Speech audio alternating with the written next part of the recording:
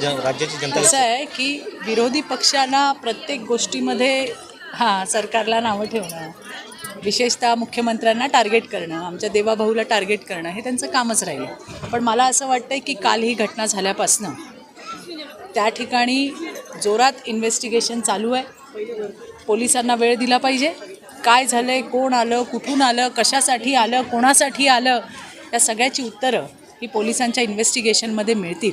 त्यामुळे पटकन कोणावर टिप्पणी करणं किंवा पटकन कुणावरती त्या ठिकाणी बोलणं हे योग्य नाही असं मला वाटतं आहे. या संदर्भामध्ये स्वतः राज्याचे मुख्यमंत्री आणि गृहमंत्री देवाभाऊंनी आपली भूमिका ही स्पष्टपणे मीडियासमोर मांडलेली आहे. त्यामुळे थोडा सबर करो, कुछ ही घंटों में, कुछ ही पलों में जो सच है वो सामने आएगा. पण महाराष्ट्रामध्ये कुठेतरी भीतीचं वातावरण तयार करायचं की आता महाराष्ट्र सुरक्षित नाही, आता मुंबई सुरक्षित नाही, असं नाही आहे. मुंबई हे संपूर्ण इंटरनॅशनली जगातलं सगळ्यात असं आपण म्हणतो गजबजलेलं शहर आहे. इथे सगळेजण येत असतात आणि अशा ज्या घटना घडतात त्याच्या मुळाशी जाऊन त्याच्या मागचं कारण काय होतं हे लोकांपर्यंत येणं गरजेचं आहे आणि ते गृहमंत्री नक्की करतील, मुंबई पोलीस नक्की करतील याचा मला विश्वास.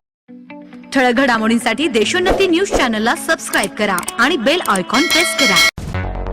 मुंबई, पुणे, नागपूर, मराठवाडा असो का विदर्भ, राजकीय, सामाजिक, शैक्षणिक क्षेत्र असो का क्रीडा, सर्वच घडामोडीचे विश्लेषण पाहायला विसरू नका.